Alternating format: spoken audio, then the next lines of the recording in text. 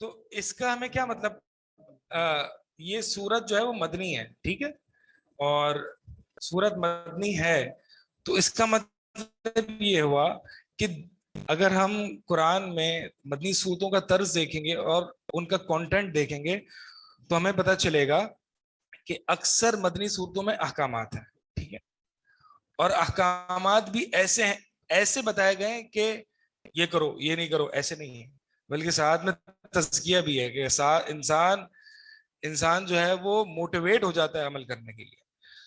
ایک اور بات جو میں بتانا چاہ رہا ہوں وہ یہ ہے کہ مدنی صورتوں میں جو احکامات اللہ تعالیٰ نے نازل کیے ہیں، ایک ہمیں پوری ایک نبوی دعویٰ صلی اللہ علیہ وسلم کی ایک میتھڈالوجی، ایک منہج پتہ چل رہا ہے، اور وہ یہ ہے کہ جتنا ہولڈ زمین پر ہوتا ہے، جتنا ہولڈ، جتنی پاور زمین پر ہوتی ہے، اس اعتبار سے دینی فرائض کی کثرت بھی ہوتی جاتی ہے۔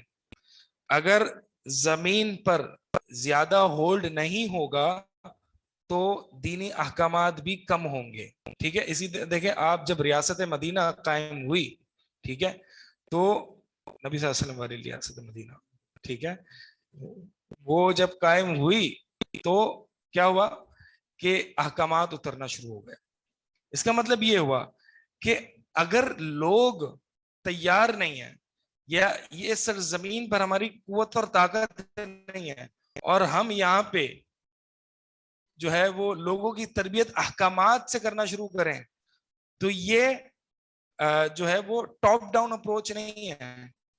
یہ اپروچ کون سی ہے کہ میں پہلے لوگوں کے دماغ اور دل و دماغ میں احکامات ٹھوس رہا ہوں، اور پھر یعنی وہ زمین، وہ لوگ ایسے ہے ہی نہیں کہ احکامات کو ایبزارب کر سکیں۔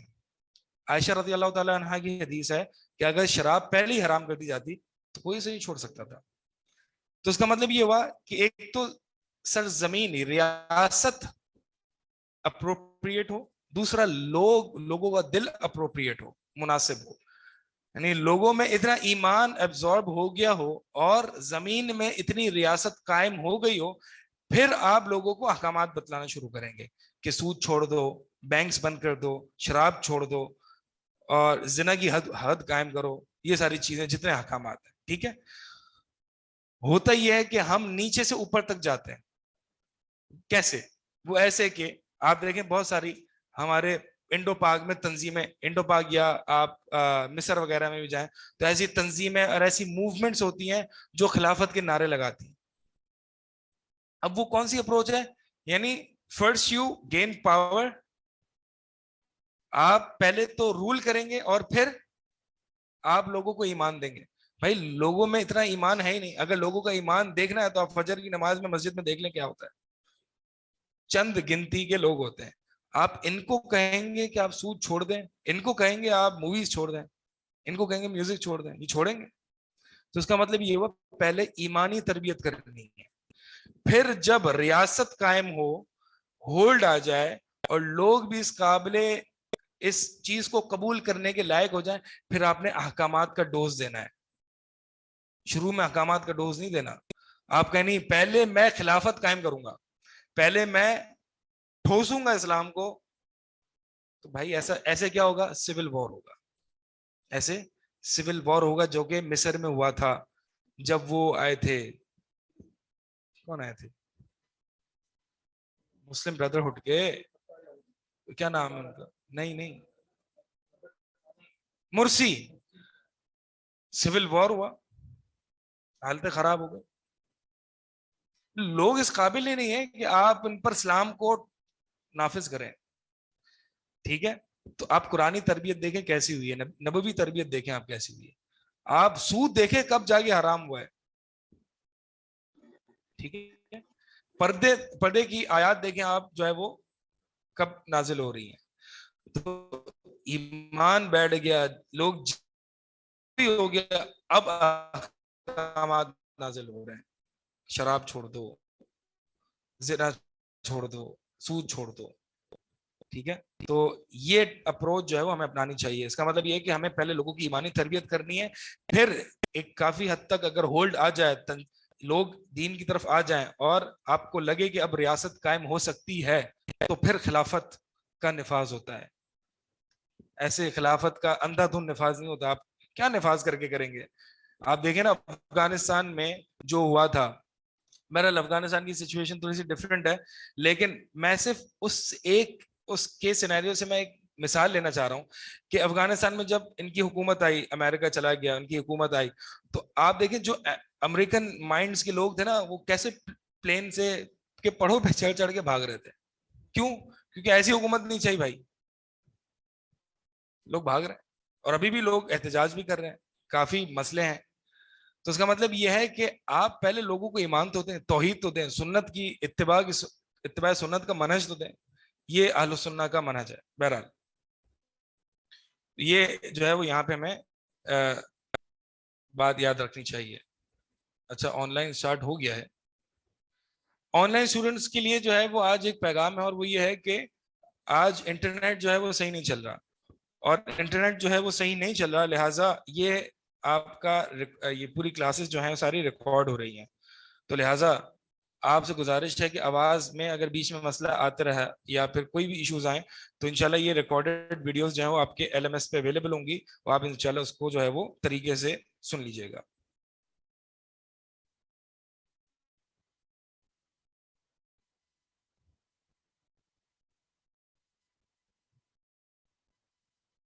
ہم کل کون سی آیت پہ تھے؟ دوسری آیت بھی ختم نہیں ہوئی ہے نا جی. دوسری آیت جو ہے وہ آن لائن اسٹوڈنٹس کا بند ہو گیا تھا. آخر میں نے یہ بات بتائی تھی کہ جو حدود ہوتی ہیں ان کے دو مقاصد ہوتے ہیں. ایک مقصد ہوتا ہے سزا, اور دوسرا مقصد ہوتا ہے عبرت, لوگوں کے لیے عبرت کا باعث بنے. جزاء بما کسب نکالا من اللہ, اس آیت سے یہ ہم نے لیا ہے کہ جزاء بما کسب یعنی بطور سزا, یعنی چور مرد اور چور عورت کے ہاتھ کاٹ دو بطور سزا, اور نکالا من اللہ, اللہ کی طرف سے یہ ایک عبرت ہے, تاکہ لوگ اگر کٹے ہوئے ہاتھ والے شخص کو دیکھیں گے تو لوگ عبرت پکڑیں گے. ایک بات جو یہاں پہ اس آیت میں وَلَا تَأْخُذْكُمْ بِهِمَا رَأْفَةٌ فِي دِينِ اللَّهِ, اور تمہیں نہ پکڑے اللہ کے دین میں کوئی نرمی. اس کا مطلب یہ ہوا کہ حدود قائم کرتے وقت یا اللہ تعالیٰ کی جو حرمات ہیں, جو حرمتیں ہیں, ان کو اگر پامال کیا جا رہا ہے تو آپ کی نگاہ میں کوئی ترس نہ ہو, کوئی نرمی نہ ہو. یعنی آپ, ایک مثال ہم لیتے ہیں چھوٹی سی, آپ کا بچہ سو رہا ہے, اس پر نماز فرض ہے, فجر کا وقت ہے, آپ کو ترس آ رہا ہے یار یہ تو لیٹ سویا تھا, اس لیے تھوڑا سا اس کو بعد میں اٹھا دینا. لا تأخذکم بہما رأفۃ فی دین اللہ. باقی انشاءاللہ اس کو نماز کے بعد کنٹینیو کرتے ہیں. سبحانک اللہم.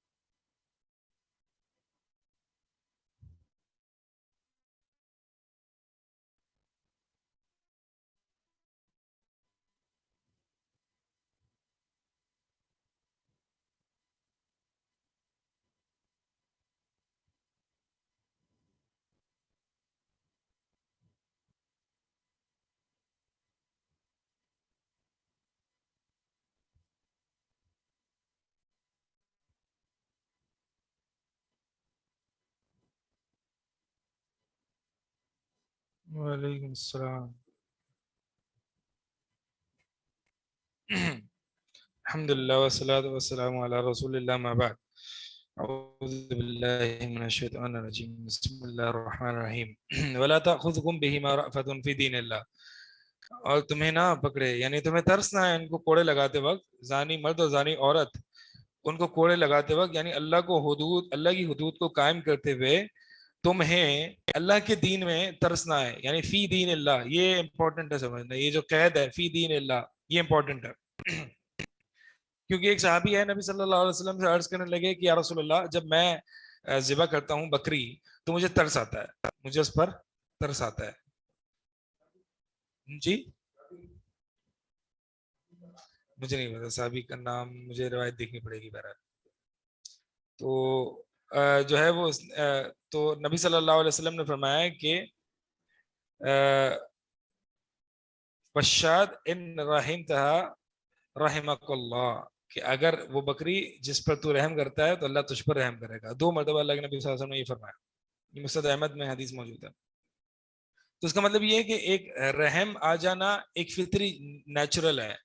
ٹھیک ہے، ظاہر سی بات ہے کہ کسی زانی مرد کو رجم کیا جا رہا ہے تو فطری سی بات ہے کہ دل میں ایک نیچرل سی فیلنگز آئیں گی، آپ کو تھوڑا سا ترس آئے گا.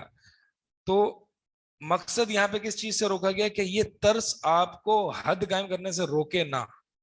ٹھیک ہے، جیسے میں نے آپ کو نماز سے پہلے مثال دی نا کہ اگر آپ کا بیٹا ہے، اس کی شکل دیکھ کے ترس آتا ہے، وہ بیچارہ رات کو ایگزام بھی چل رہے ہیں اور اتنی محنت کر کے جو ہے وہ رات کو لیٹ سویا ہے، اور پھر فجر کی نماز کے لیے اس کو اٹھانا، تو ایک طریقے کا ترس آتا ہے. بہرحال آنا تو نہیں چاہیے کہ اتنا لیٹ کیوں سویا ہے، بہرحال پھر بھی آ رہا ہے، آپ کو ترس آ رہا ہے، تو آپ جو ہے وہ یہ ترس آپ کو روکے نا، آپ اس کو اٹھائیں.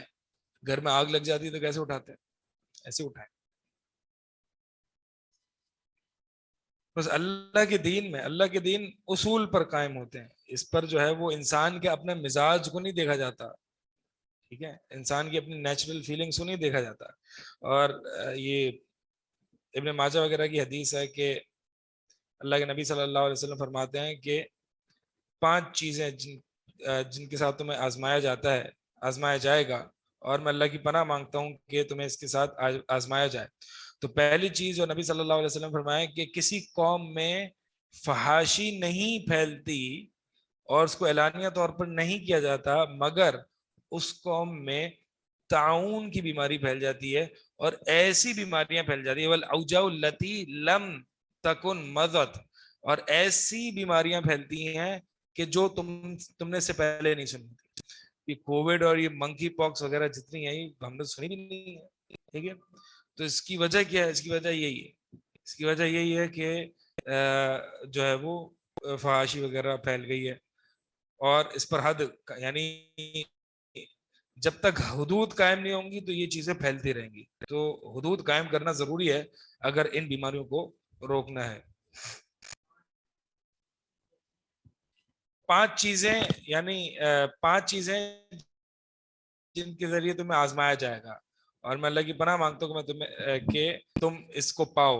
اور پہلی چیز اس میں سے یہ بتائی اللہ کے نبی صلی اللہ علیہ وسلم نے. دوسری یہ ہے کہ ولم ينقض المکیال والمیزان، کہ تم جو ہے وہ ناپ تول میں کمی نہیں کرو گے، مگر یہ کہ تمہیں جو ہے وہ الا اخذوا بالسنین، الا یہ کہ تمہیں جو ہے وہ قحط سالی پکڑ لے گی اور بڑی شارٹیج ہو جائے گی اور مشقت میں پڑ جاؤ گے اور ظالم حکمران تمہارے اوپر آ جائیں گے. ایسی ساری چیزیں ہم دیکھ رہے ہیں. اللہ تعالیٰ ہمارے پاکستان پر بھی رحم فرمایا، عجیب حالات ہوئے ہوئے.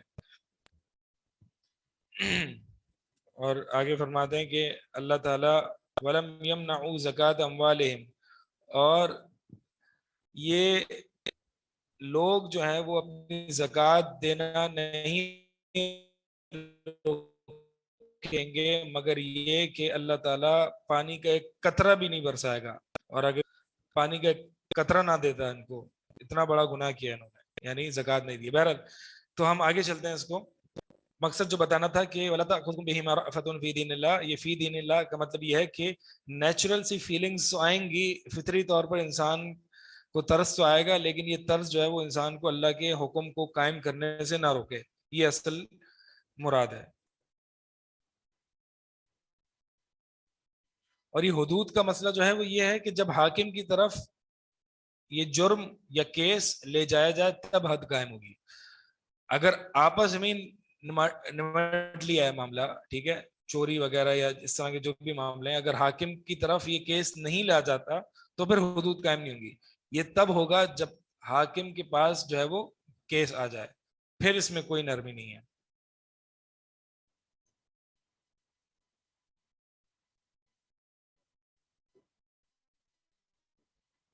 اور یہ جو زانی مرد اور زانی عورت کی جو شادی شدہ ہے اس کی سزا جو رجم ہے، اس میں آپ دیکھیں گے کہ پچھلے 100-200 سال میں ہی یہ بہت زیادہ کنٹروورشل رہا ہے.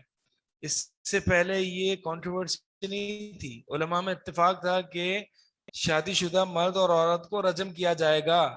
یہ جب سے انلائٹنمنٹ کا یعنی روشن خیالی کا دور آیا نا، ماڈرنٹی کا پیریڈ آیا، یعنی کیا کہتے ہیں اس کو، تجدید کا دور آیا ہے، جدت کا دور، ٹھیک ہے، تو یہ سزائیں مغرب کو وحشانہ اور وائلنٹ لگنے لگی. تو پھر ہمارے کچھ جدت پسند علماء نے راستے تلاش کرنا شروع کیے کہ ہم اپنے مغربی آقاؤں کو کیسے خوش کریں. تو کچھ ایسے ہیلے بہانے یہاں وہاں کی روایت لا کے کچھ نہ کچھ کر کر کے یہ سزا کہیں نہ کہیں سے ختم کرانے کی کوشش کی. ٹھیک ہے. اور میں ایک جگہ پڑھا تھا، بڑی اچھی بات لکھی ہوئی تھی، اس میں یہ بات تھی کہ زنا کی سزا جو کہ رجم ہے، یہ جب زنا کی ہیبت دل میں باقی نہیں رہتی تو پھر یہ سزا بھی باقی نہیں رہتی اور سزا کا بھی انکار کیا جاتا ہے. اب زنا کی سزا کیا ہے؟ رجم. رجم کا انکار کیوں کیا جائے؟ کیونکہ زنا کی انٹینسٹی پھیل چکی ہے. ٹھیک ہے. اب آپ دیکھیں وہ لوگ جو حجاب کے معاملے میں یعنی عورت کے پردے کے معاملے میں، اختلاط کے معاملے میں یعنی فری مکسنگ کے معاملے میں، یہ وہ لوگ جو نرمی کرتے ہیں، یہ وہی لوگ ہیں جو رجم کا بھی انکار کرتے ہیں. کیوں؟ کیونکہ یہ اختلاط اور یہ پردے کے یہ مسائل جو ہیں یہ زنا کے وسیلے میں سے ہیں، یہ زنا کی طرف لے جانے والے ہیں. ٹھیک ہے.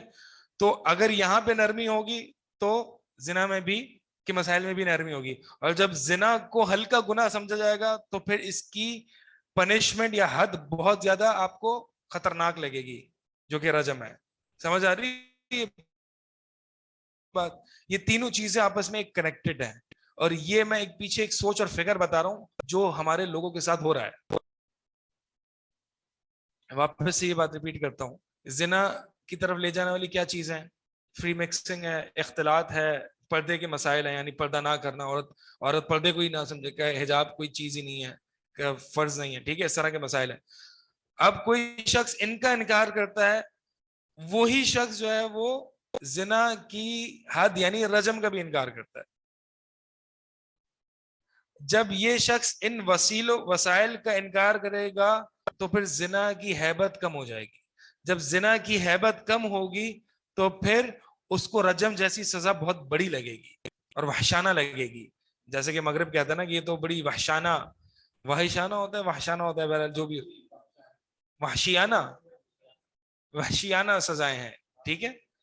تو یہ جو ہے ان کو وحشیانہ سزائیں لگتی ہیں. بہرحال اللہ تعالیٰ ہمارے حالوں پر رحم فرمائے. ہم نے جو ہے وہ لیکن خوش وہ اس سے بھی نہیں ہونے، مغربی آقا خوش ویسے بھی نہیں ہونے. لن ترضى عنك اليهود ولا النصارى حتى تتبع ملتهم. اللہ تعالیٰ نے قرآن میں فرما دیا. یہ خوش کب ہوں گے؟ جب تم ان کے دین پر آ جاؤ نا پھر یہ خوش ہوں گے. کہ یہ یہود اور نصارہ یہ خوش نہیں ہوں گے جب تک کہ تم ان کے دین کی پیروی نہ کر لو. تو جب تک یہ نہیں ہوگا، جب تک تم ایتھیس نہیں بن جاتے یا پوری طریقے سے سیکولر نہیں ہو جاتے یا ملحد نہیں بن جاتے تو یہ خوش نہیں ہوں گے. تم دین میں کھیلتے رہو، یہ خوش نہیں ہوں گے. تمہیں یہ لگتا ہے کہ ہم ان کو خوش کر لیں گے، خوش نہیں ہوں گے. ٹھیک ہے.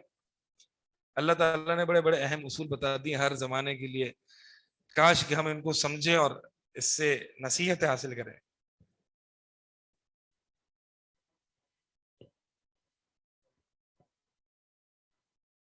آئیے یہ اتنی پھر خبر پھیلی کیوں نہیں ہے؟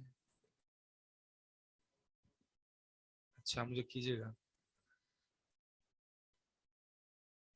خوش، پھر بھی نہیں ہونا. تھوڑی دیر کے لیے ڈالر آ جائے گا، پھر اگلی شرط آ جائے گی.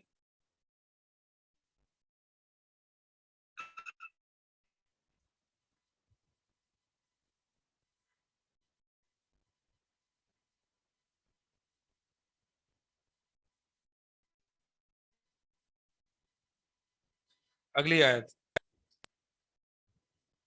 الزانی لا ينكح الا زانية او مشركة او مشركة والزانية لا ينكحها الا زان او مشرك. الزانی، زانی مرد، لا ينكح، نہیں نکاح کرتا، مگر صرف زانی عورت سے یا مشرکہ سے. والزانیۃ، اور زانی عورت نہیں نکاح کرتی مگر صرف زانی مرد سے یا مشرک سے. وحرم ذلک علی المؤمنین، اور یہ کیا ہے، اس پہ ہم بات کرتے ہیں. حرم ذالک، یہ ذالک یہ اسم اشارہ ہے، کس کا ہے؟ بعید کا ہے. یہ کس کی طرف لوٹ رہا ہے؟ ہم دیکھتے ہیں اس پہ. وحرم ذالک، یہ حرام کر دیا گیا ہے، یعنی وہ چیز حرام کر دی گئی ہے علی المؤمنین، مومنین پر. اب یہاں پہ آیت میں دو چیزیں بیان ہوئی، ایک یہ کہ زنا ہے اور دوسرا زانیہ سے نکاح ہے. اب یہ ذالکہ ان دونوں میں سے کسی ایک کی طرف لوٹ رہا ہے دونوں، اسی لیے دونوں قول ملتے ہیں ہمیں اہل علم کے. کچھ بعض مفسرین کہتے ہیں کہ یہ ذالکہ اسم اشارہ ہے. اسم اشارہ کا مشار الیہ ہوتا ہے نا، مشار الیہ پتہ کیا ہوتا ہے؟ جی ہاں، جس طرف اشارہ کیا جا رہا ہے.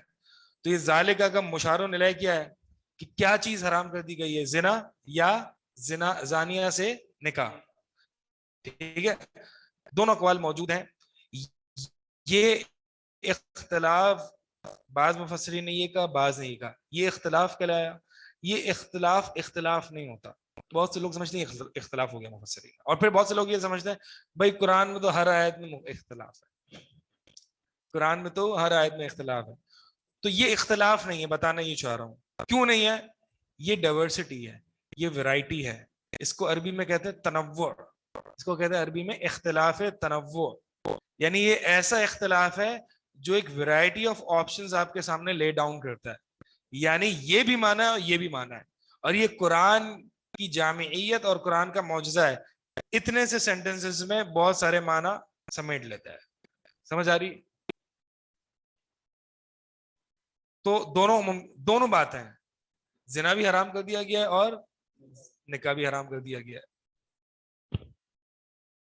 رجم کا مطلب کیا ہے جی؟ رجم کا مطلب یہ ہے کہ سنسار کر دینا، پتھر مار مار کے، پتھر مار مار کے، سٹوننگ جس کو کہتے ہیں، پتھر مار مار کے سنسار کرنا.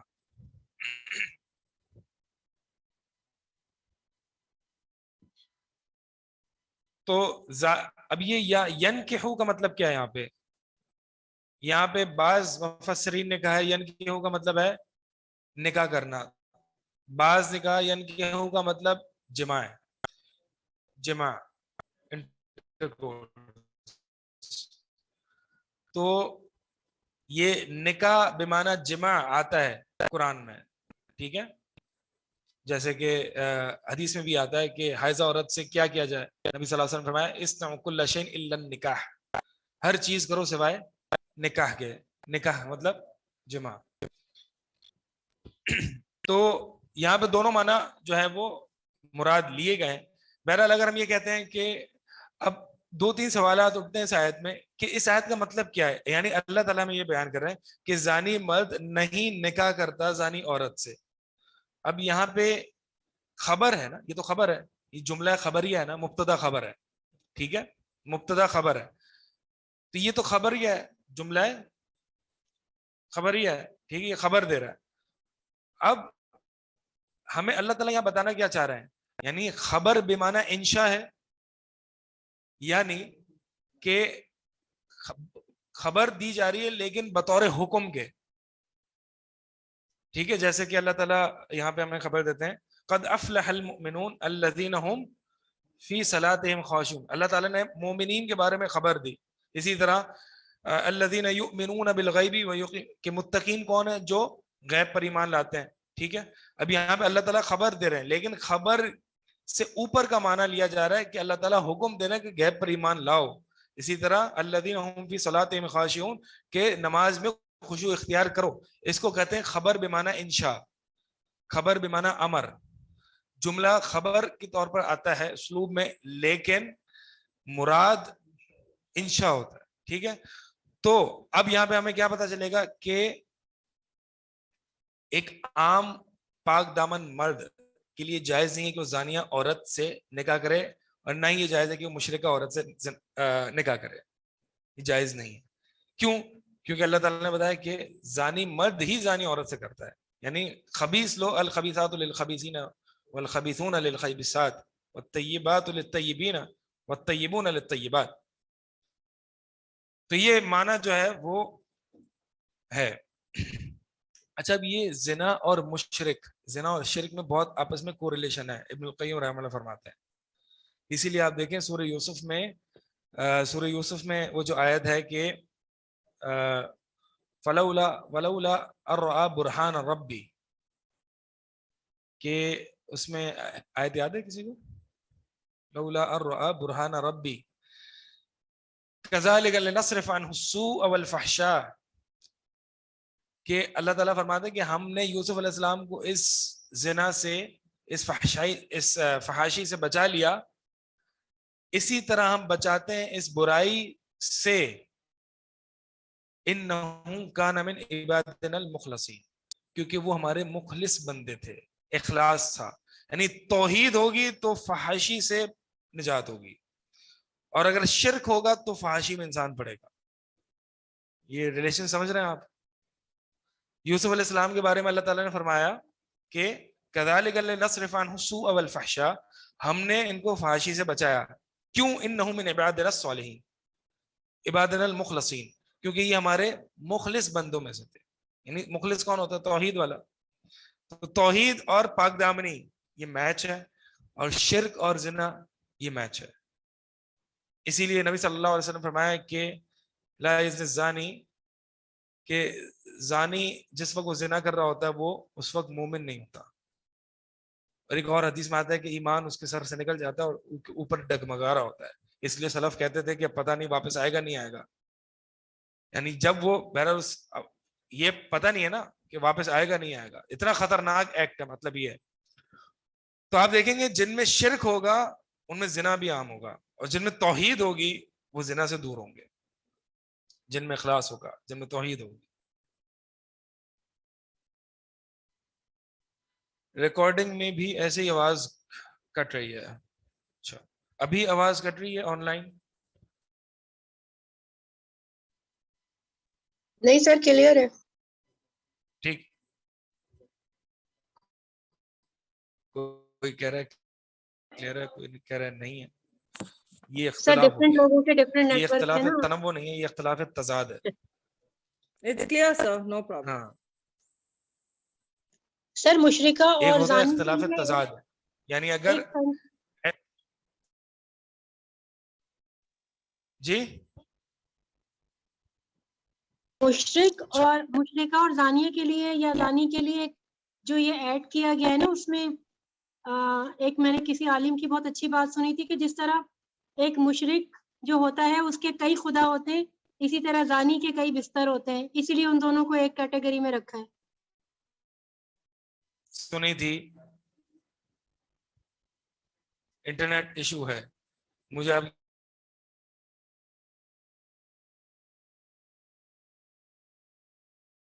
وہ آپ ریکارڈنگ انشاءاللہ دیکھ لیں. اگر آپ کے پاس ریکارڈنگ اویلیبل نہیں ہوتی تو انشاءاللہ آپ کو اگلی کلاس آپ مجھے بتائیے گا, تو جو مس ہوا ہے میں انشاءاللہ آپ کو پڑھا دوں گا.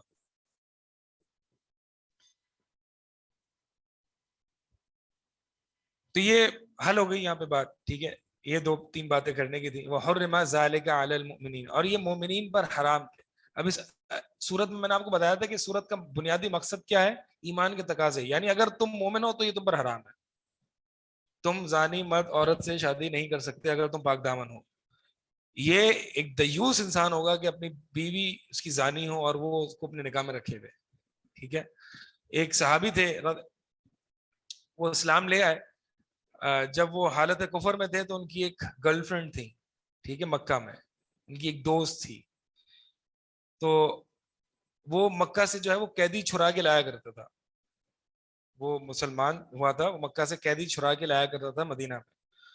تو ایک دفعہ وہ مکہ میں گیا تو قیدی چھڑا رہا تھا, یعنی وہاں کھڑا ہوا تھا, تو وہ اس کی گرل فرینڈ اس کو دکھ گئی اور کہا کہ اے تم, مجھے اس کا نام یاد نہیں آ رہا, تو انہوں نے کہا ہاں جی میں. کہا آؤ ہم رات سپینڈ کرتے ہیں. کہا نہیں, اللہ تعالیٰ نے زنا کو حرام کر دیا ہے, اللہ تعالیٰ نے زنا کو حرام کر دیا ہے. یہ دیکھیں کتنا کلیئر کٹ بتا رہا ہے اس کو. بتانا یہ چاہ رہا ہوں کہ ہم جو ہے نا تھوڑے سے اپولوجیٹک ہو جاتے ہیں کہ جب ہم یعنی میں ایسا نہیں کرتا, میں ایسا نہیں, کلیئر کٹ پتا ہے کہ اسلام نے, میرے اللہ نے, میرے رب نے یہ حرام کر دیا ہے. یعنی جب کوئی آپ دنیا دار انسان سے ملتے ہیں یا وہ آپ کو کوئی دعوت گناہ دیتا ہے یا گناہ کی گیدرنگ میں شامل ہونے کو کہتا ہے, تو آپ یہ کہنے کے بجائے کہ میرے رب نے مجھے منع کیا ہے, آپ یہ کہنے کے بجائے یہ کہتے ہیں کہ نہیں میں اچھا نہیں سمجھتا. نہیں, آپ تھوڑے سے اپولوجیٹک ہو جاتے ہیں. سمجھ رہے میں کیا کہہ رہا ہوں؟ آپ کلیئر کٹ کہیں کہ اللہ نے یہ حرام کر دیا ہے, میرے رب نے مجھے منع کیا, لہٰذا میں. اسی طرح آپ دیکھیں جیسے کہ بہت سی خواتین جو کہ پردہ کرتی ہیں, تو وہ یہ نہیں کہتی کہ میرے رب نے مجھے حکم دیا ہے, وہ کیا کہتی ہیں, یہ میری چوائس ہے. یہ چھوڑ دیں, یہ جو ہے نا اس طرح سے معذرت خواہاں اپنا رویہ اختیار کرنا.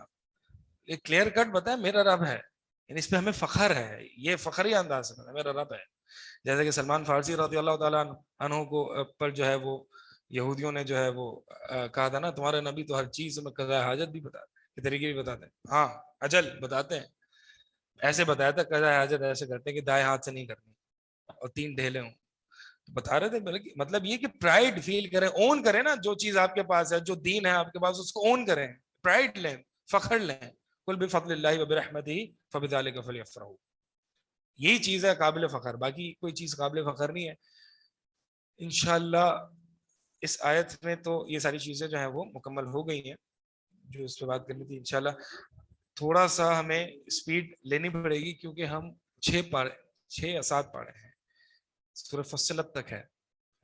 کتنے بنتے ہیں, 24ویں میں ہے نا وہ, تقریباً 7, ہاں 7 پارے ہیں پورے سال میں, یعنی تقریباً 3 پارے تو اس سیمسٹر میں ہم نے ختم کرنے ہیں. انشاءاللہ جو ہے وہ جلدی جلدی اس کو ہم کرتے رہیں گے ترجمہ اور مختصر سی وضاحت. اگرچہ اس میں تھوڑا سا مزہ تو نہیں آتا, تھوڑا سا ڈیٹیل میں پڑھنے میں مزہ آتا ہے, لیکن بہرحال سلیبس بھی ایک طرف, کوانٹٹی بھی ملحوظ رکھنی اور کوانٹٹی بھی. انشاءاللہ آپ سوال کر رہے تھے.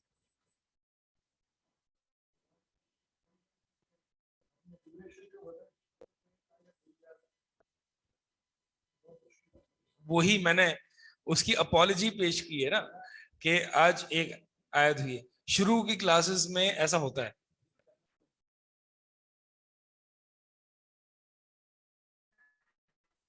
ہاں, اور اسی بات لمبی اس کو وسعت دینی پڑتی ہے. جی آپ کو سوال تھا.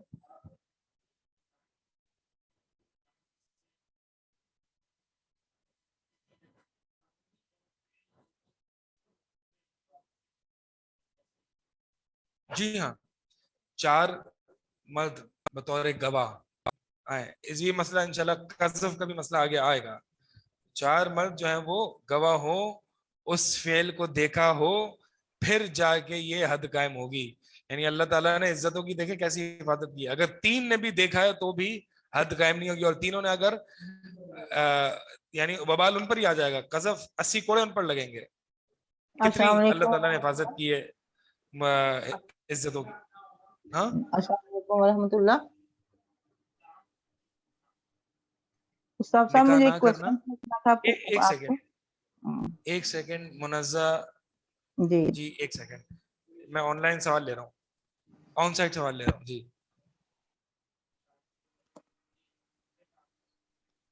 زنا کے زمرے میں, ہاں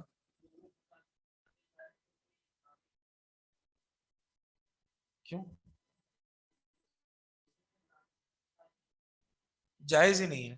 اگر ایک پاک دامن مرد ہے اس نے زانی سے شادی کر لی، جائز نہیں، منع ہے۔ جی ہاں ہاں اچھا آپ یہ کہہ رہے ہیں کہ نہیں